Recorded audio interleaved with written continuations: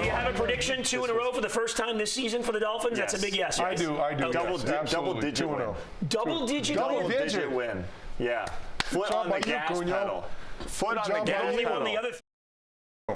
It is a victory lap game changer edition here. I called it last week that the Dolphins were just going to smash the Raiders. They did exactly that. So he's feeling bold right now, Goldie. So he took an extra small shirt on so you could see those pythons sticking out of there now. That's right, you know. So he's a little bold there. Look, the camera couldn't even stay on the pythons. They had to go to you. It was too dangerous in here. Mike Cugno, Steve Goldstein, Kim Beaucamper here on Game Changers. Goldie's coming to us from chilly Chicago. We got that fireplace going. Yeah, look at him. It's a class act out here, man. I can't lie to you. I'm here in the hotel. It's beautiful. You just push the button, and the fireplace goes on. So I figured I'd give you guys a little flavor. It's cold. It is snowing. But, hey, you too. And we all picked the win. Let's not pat ourselves in the back too much. They beat the Raiders. You know they what? should have beat the Raiders. At the end of this segment, we'll make predictions again, and we'll make it a bold prediction thing and see who's right. But I'm glad Bougie Goldie is here with us with the turtleneck. Nice look. Nice look. I do want to ask you, Goldie. I want to start with you about the new look Miami Dolphins offense. Call it Mike McDaniel 2.0. We don't have the big, explosive bombs down the field anymore. It's these little chunk plays that take forever to get in the end zone, but hey, they'll kill a quarter and score some points. Do you like the new philosophy here for Miami? Well, long term, I think it's a positive, guys, because, this is kind of how you win in the playoffs. You got to play ball control, especially if you go on the road in cold weather places. They can shut that explosive offense stuff down in playoffs when you're playing the top teams in a one and done with everything on the line. It was funny because, remember back in training camp, Tyreek Hill brought this stuff up. That, hey, we're going to need some more 10, 12 play drives. So Mike McDaniel this week was mic'd up during the game. The Dolphins, put out the video.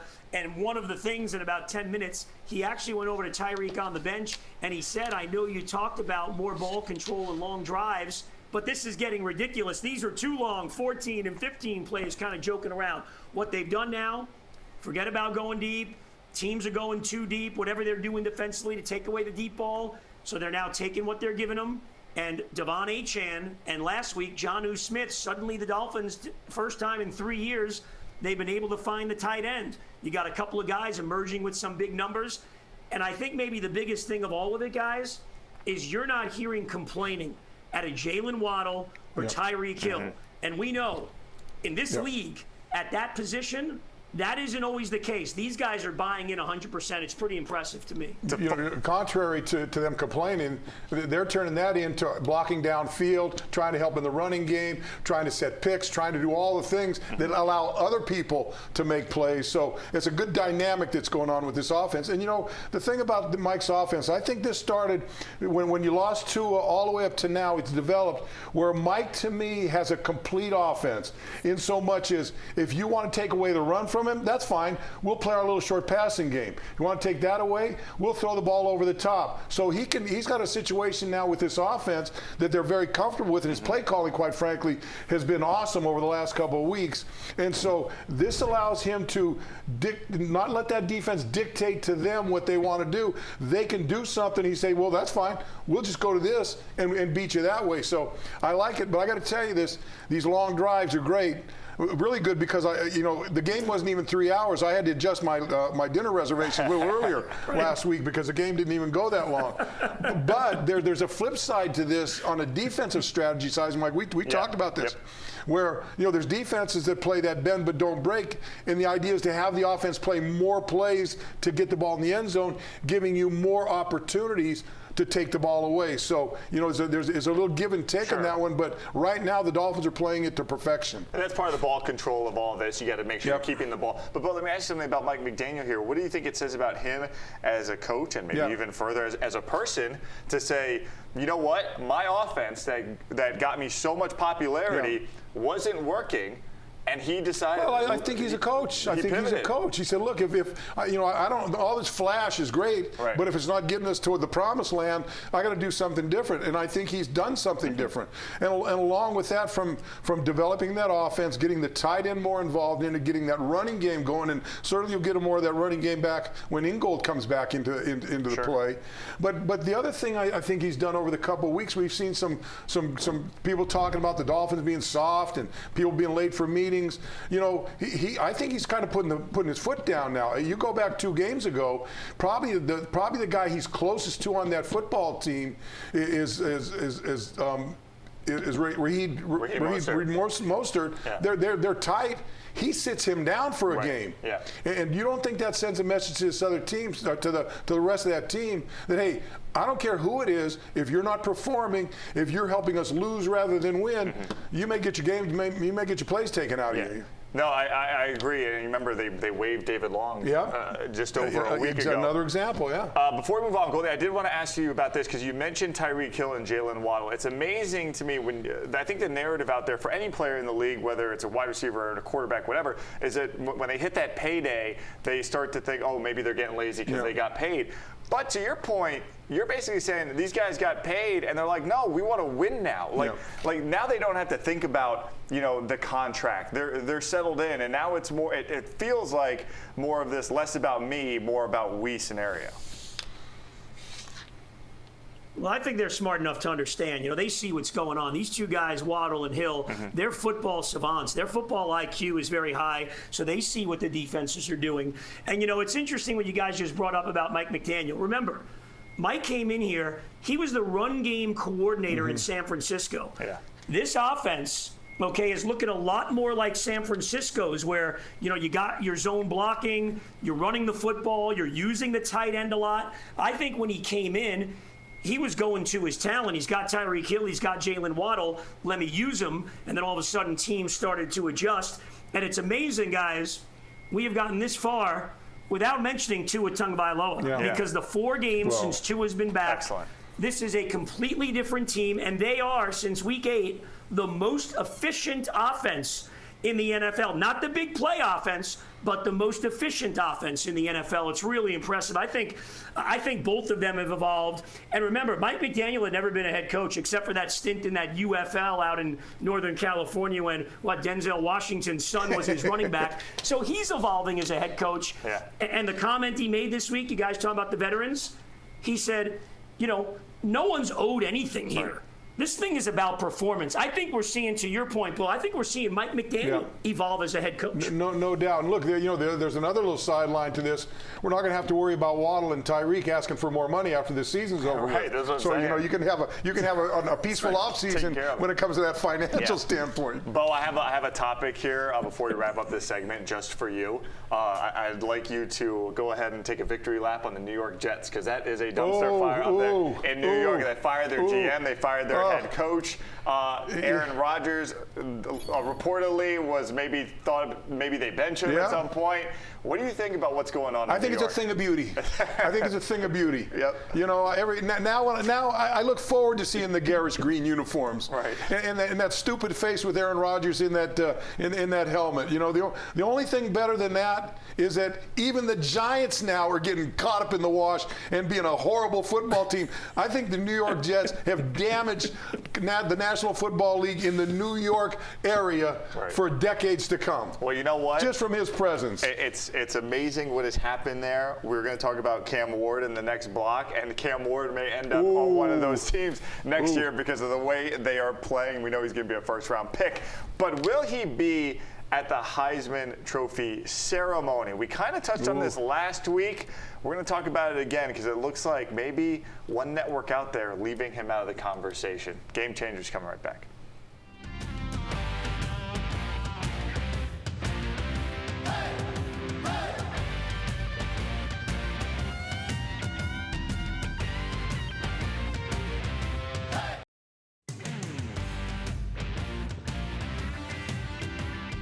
Welcome back to Game Changers. You know, guys, last week we were talking about Cam Ward. Yeah. And one win was really going to ruin his Heisman hopes. And we all thought, or one loss, excuse me, and we all thought, no way. Like, he's going to be there, and as long as the Miami Hurricanes really stay on track. I do want to bring Steve Goldstein in from Chicago to talk about this.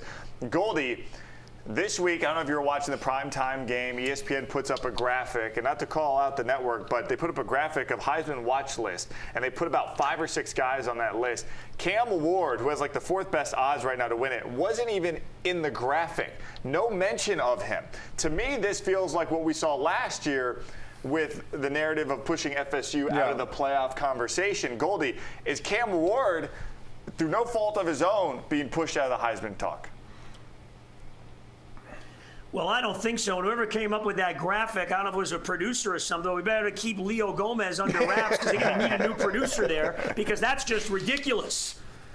Okay, you're going with a top. Look, he may not be 1, he may not be 2, but he's in that top 3, 4, certainly the top 5. There is no doubt in my mind, and people that don't want to look at it, that's got to be either a University of Miami thing, don't like the Canes, for some reason not giving them credit. Without Cam Ward, this might be a 500 team. They might be a 500 team. They're in the ballpark of 500. So, to me, he is definitely in the conversation. I think that's just, anyone leaves him out of the top handful, that's really just silly. I know one place where he's not dropping down. He's not dropping down with the scouts in the National Football League. Yeah. And he's right at the tip-top of that. And look, I think he's tied to this football team. And this football team, I'm not saying they've been disrespected all season long, but, you know, they're just chipping their way up. And they've been played tight games all the time, and I can understand that. But as soon as the team falls, Cam falls, and look, you watch what how he played in that game. He didn't play bad. I mean, but there's that stigma of Miami losing and kind of playing all these games real tight that you know they don't deserve to be rated as high as they are. Right. And I think it just drug him down. But he's gonna, you know, if they make a run through you know, if they Get win the ACC title game. Get the ACC title game, win that, get in the playoffs. I think he's going to be one of the 1, 2, or 3 guys up there. No doubt about it. At minimum, he needs to get the invite, but I'm willing to think maybe it was just an oversight. Maybe they're just thinking about the guys who were playing that week or something because Miami had the bye week. But to see, but I think there's Jalen Milroe and Jackson Dart there's in still there, a bias like, out there to Miami. No, I think there's. I used to think my dad was crazy saying this, that people hated Miami, but I'm starting to believe it. I think So you look at this kid Hunter. I mean, right from Colorado. This guy plays 160 plays a game. Right.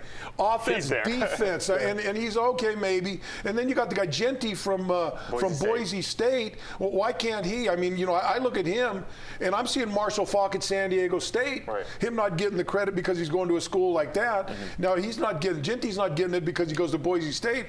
Maybe one of the best players, and he's certainly one of the best players in college football right now. Beyond some of these quarterbacks, but of course, the quarterbacks go first. Right. Then it goes the two-way players, and then it goes to running backs. But I think Cam Ward is, you know, if they can play it out, if they can get to the semifinals or the finals in college football, I think he's gonna have a good shot at it. I think the schedule, to your point, kind of hurts them because all of these games, the semifinals are going to be after the ceremony. I think that hurts him. Goldie, do you have a Heisman winner 2 weeks? With 2 weeks left in the season, who's your leader in the clubhouse? Well, it really is tough to pick against Travis Hunter. I mean, he'd have to be the leader, but I think Cam Ward is right there. I think a lot of this stuff, how hard is it for this guy? He knows going in, Mike, he's got to throw 3 or 4 touchdown passes or run for 1 or 2 combined. He's got to put up 4 or 5 touchdowns in order to win. I mean, that is a lot of pressure on him. So, to me, in my mind, I think they're 1-2, and maybe he gets penalized a little bit because, you know, the way they win with the close games, and they're not against great teams. We've discussed this. I mean, Virginia Tech, Cal, these teams they had to, you know, grind right to the end in order to get the wins against. They're average football teams. Maybe that works against them, but I do think Travis Hunter is probably the guy. But I put Cam Ward right there, and if he comes up with huge efforts, and we're talking 8 or 9 touchdowns the next 2 weeks against Wake Forest and Syracuse and wins, I think he could end up winning it for sure. And I think he should be right there. Yeah, Cam Ward seems to be an automatic 300 yards, at least 3 touchdowns every single he's game. one of those guys that he's not just standing back in the pocket and throwing balls. He's scrambling. He's Johnny getting Manziel. out. He's making plays. That's right. He's like we've seen from Tua over the last couple weeks. Right. He manufactures plays when they break down, and that's not an easy thing to do in that game. So he's got a lot going for him. Well, we're not looking for another quarterback, but I know the Giants and your Giants Goldie and your Jets would be happy to have him come up on the draft board. So the NFL scouts aren't disrespecting him. That is correct. All right, so to come on game changers. LeBron James making headlines for something he's doing off the court. We'll talk about that next.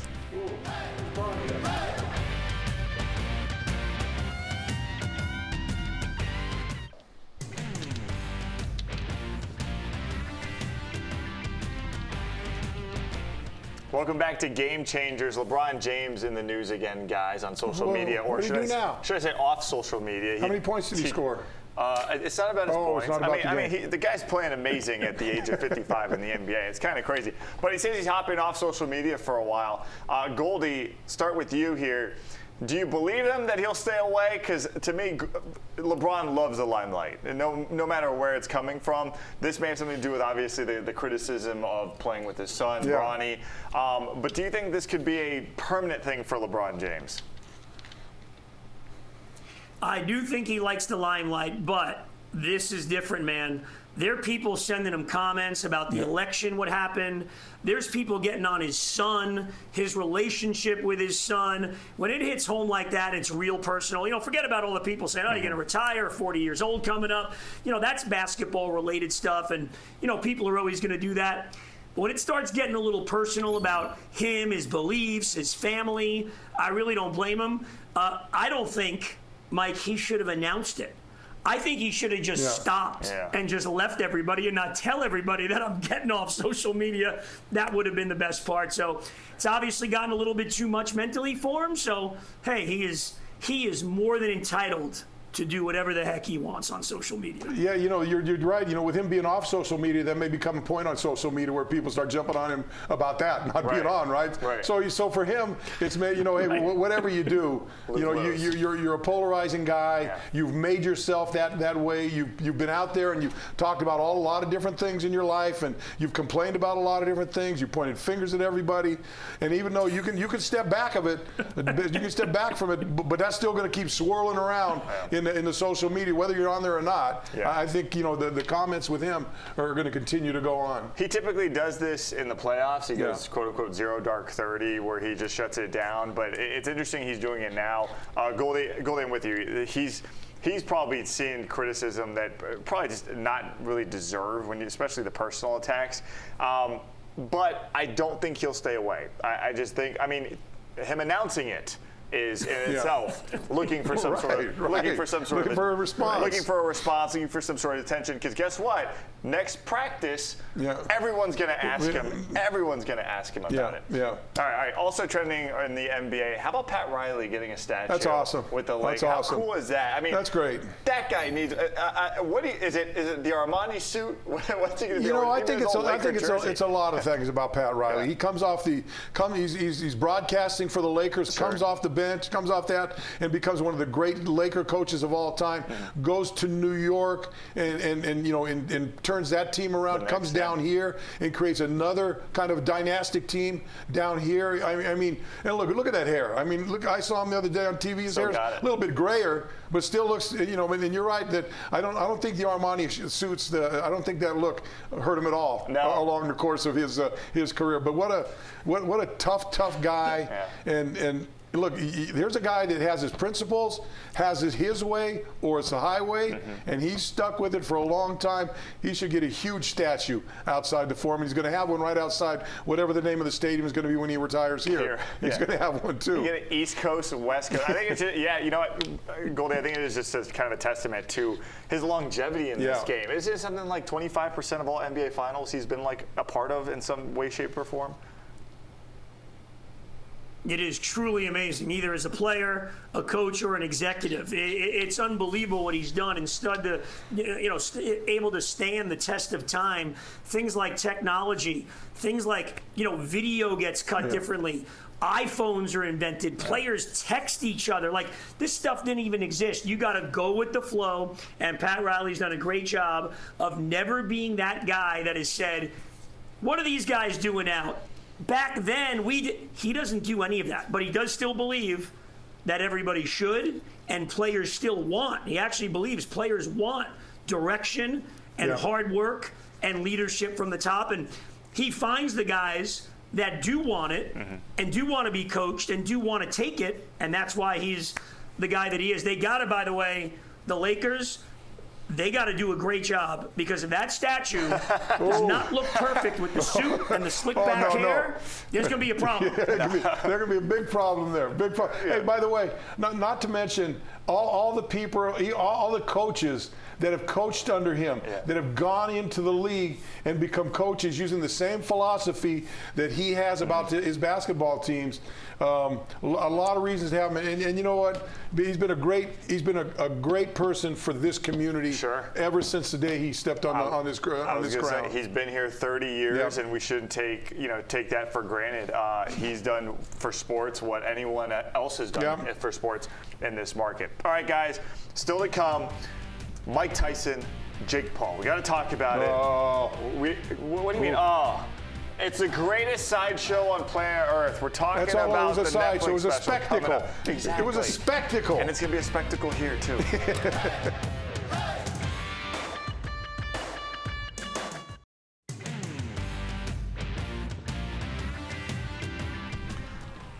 Welcome back to Game Changers. Some fights just are ugly. This one may have been one of the ugliest. I don't even know if it's a fight. You never see this on the pickleball course. Someone just getting kicked in the head. These two dudes obviously had some sort of disagreement. Guy in the pink shorts, apparently a kickboxer, because he just smacked this dude right in the face. Is that the John McEnroe of pickleball? Bang. Yeah.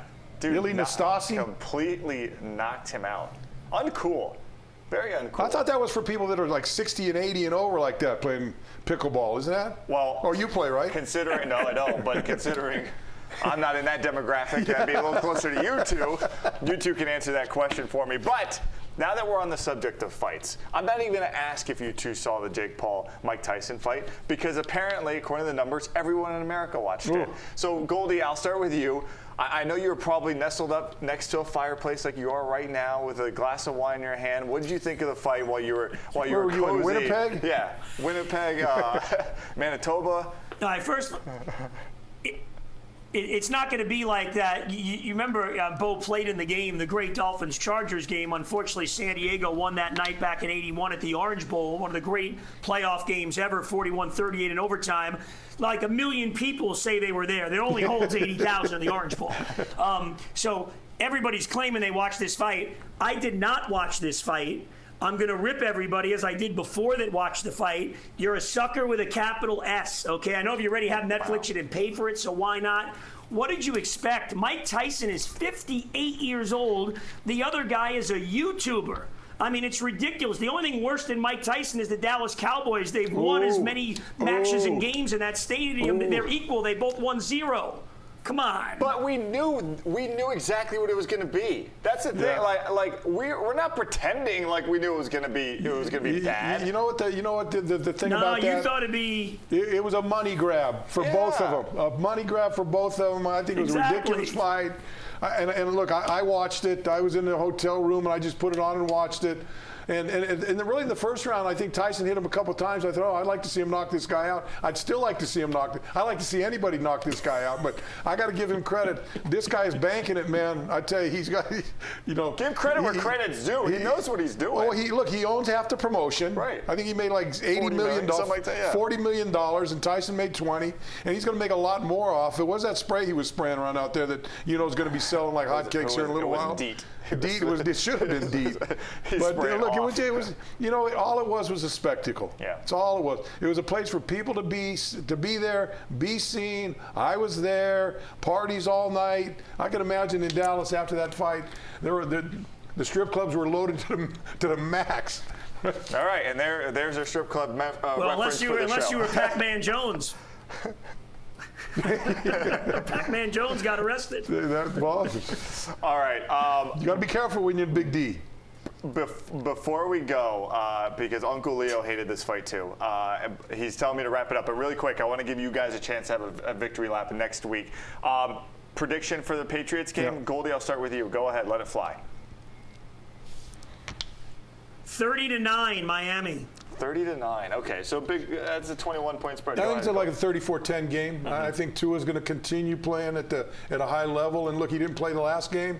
We got Drake May, and I think Anthony Weaver is going to throw a lot at this kid and see if he can stand up for the whole game. I'm with you. It's a double-digit win. Again, we're going to get a defensive touchdown, though. It's going to be the first one look at for that. the Nice call. Dolphins Good call for this year. All right, as we say goodbye, we're going to say goodbye to Inter Miami and Tata Martino. He stepped down from Inter Miami this week. Messi and company, they need a new coach. Couldn't get to it this they week. didn't win the crown? They They did not win the cup. They did not. Oh. No. So long. And we'll The see you cup don't next run week. us over. It does not. No, it does not. It's cracked right now.